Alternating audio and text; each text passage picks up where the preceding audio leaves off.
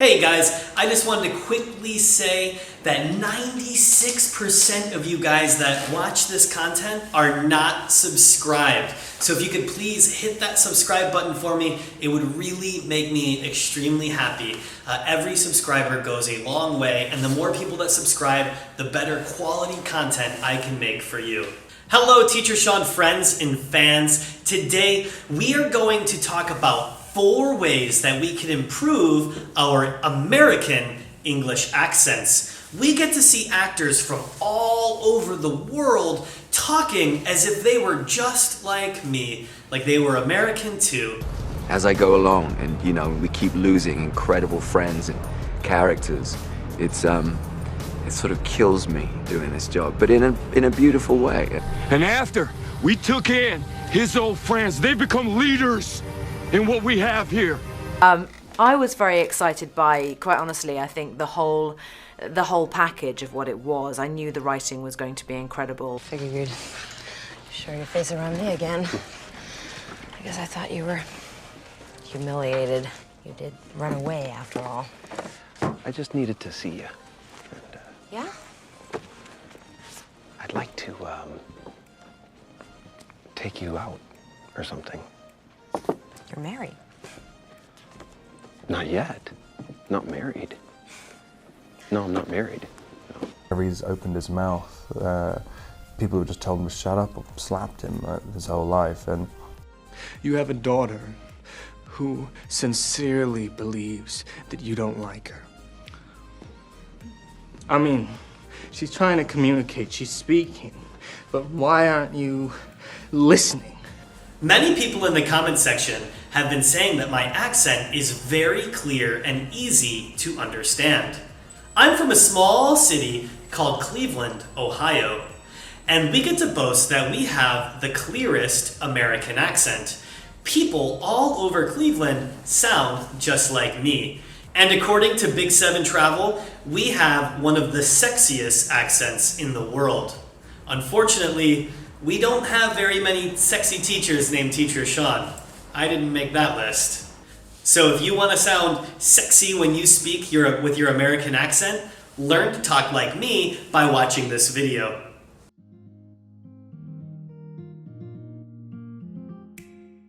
Hey everybody! Just a quick reminder that I am giving away $25 in Amazon or iTunes gift cards at the end of the month. The only way to win is to subscribe to the channel, like this video, and comment down below. It is really, really easy and only takes a couple seconds of your time, so you might as well play. I hope you win.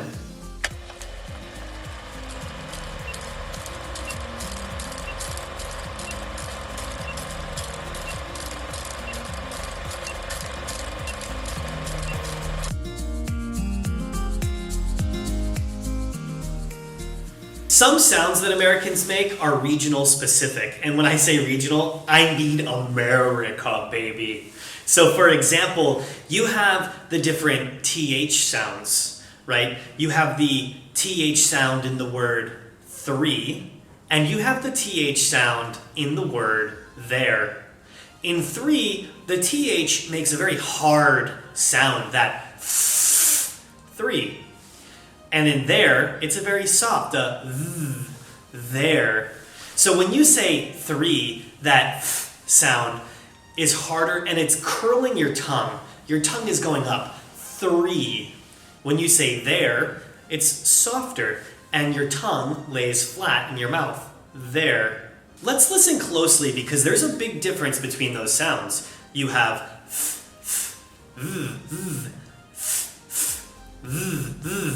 Another important one is knowing when words end with ed, if they should make the ed sound, if they should make the d sound, or if they should make the t sound. For example, yesterday, I painted my house. This morning, I walked to the store. I controlled my car. All 3 of those words end with ed, but they made 3 separate sounds. We had painted, walked, and controlled. It is really important to study and know when you should be saying which one. So when should I say ed? When should I say t? When should I say duh? One tip to remember this is that if a word ends with a D sound or a T sound, the duh or tuh, well then we add id to the end of the word. So I painted. And if it ends with any other sound, then you could probably add just a D or a T, like I walked, I controlled. Another regional specific sound would be that R. In America, we have very hard R's, just like that word hard. Her, you really hear that in the word, just like America or prairie. All of those words really flex on that R. The R becomes the most important sound that you hear in the word. Whereas British people, they don't use that hard R. Their R's are much softer. In America, hard, baby! A lot of times when a word begins with the SP letters, we actually don't make a sp sound. You don't hear the word spring or spell or sports. What you actually hear is a quick, very quick B sound. So spring becomes spring. What season is it? It's spring. Spring. You almost hear the B very closely, or spell this for me, or I like to play sports. Right? That P is closer in sound to a B sound than anything else, but you don't want to over sound out the B. You wouldn't want to say sports or spell, right? You want to make it very quick. Spell this for me, or spring spring is here. What am I trying to say?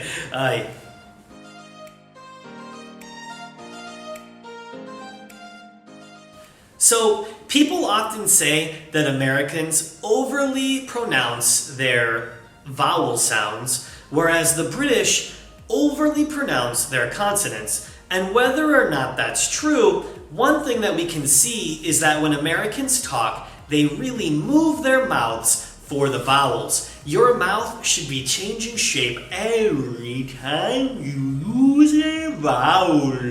Let's take a look at my mouth as I make the different vowel sounds. Ah, ah, ah. Eh, eh, eh.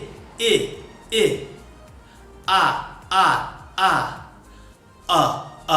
ah. Now let's take a look at my mouth as I make the long vowel sounds. A, E, I, O, you. So now let's take a listen for some words. We have mat, train, elephant, east, pig, pike, October, spoke, up, cube. So you can see my mouth changing shape every time I make a vowel sound. That's very important when it comes to sounding American.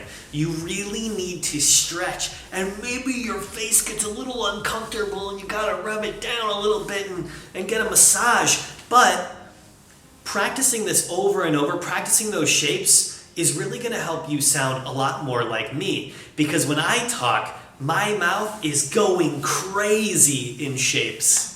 So one quick little reason why you should practice your mouth shapes when making the vowel sounds, for the soft vowels, the short vowel sounds, is because the A, E, and O sounds actually make you smile. So you have ah, and ah. That's so silly. Maybe I'm just crazy.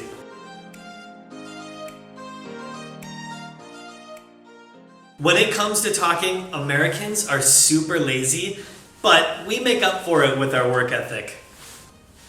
When it comes to laziness in American English, a lot of times Americans will link words together. We take two words and we just smash them together to make one word. For example, if you're saying, this stinks, you're not going to say, this stinks. You're going to say, this stinks. You almost hear that, this stinks, right? It becomes one word. It's almost as if you're cutting out the last letter of the first word and just using the beginning letter of the second word. So, this stinks. Thin noodles becomes thin noodles. Thin noodles. Thin noodles. Thin noodles. And lastly, we can try it again with a very common phrase, good day. We don't say, good day. Good day. No, we say, good day. Good day. We cut that D out of good and only use the D in day. So, good day. Similar to that, when one word ends with a consonant and another begins with a vowel, we cut out that space between the words and we smash them together to make a bigger, longer word. For example, you wouldn't say long eel, you'd say long eel. That's a long eel.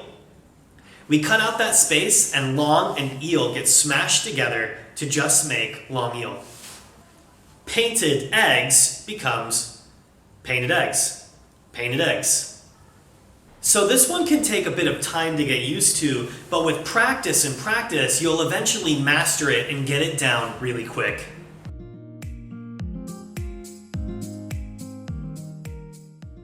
Alright, so when it comes to speaking with an American accent, the last thing that we're going to talk about is actually copying how other people speak. Here's what I want you to do.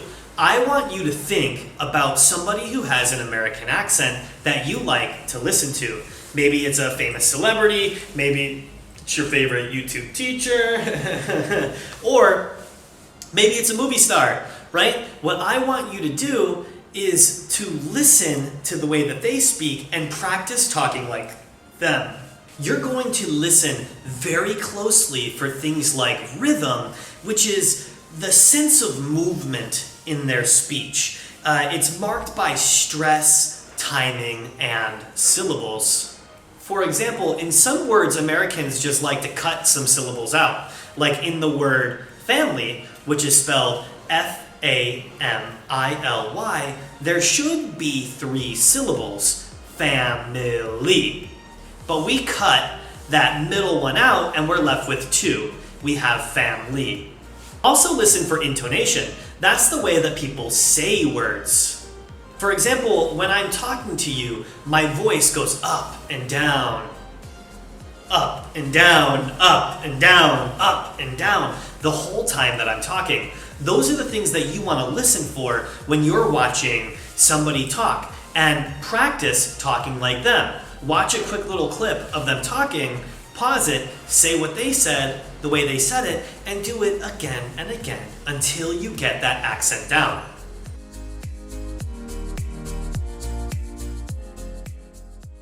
Okay, so that's it for today's video. Thank you so much for watching. Before we go, as always, I'd like to give you just a little bit of affirmation and let you know how proud I am of you for coming all the way out of your way, taking a pause from your day to looking up how you can improve your accent. Now, listen, practice makes perfect. The more you practice, the more you improve, and eventually you will be fluent in English in no time at all, but it does take practice.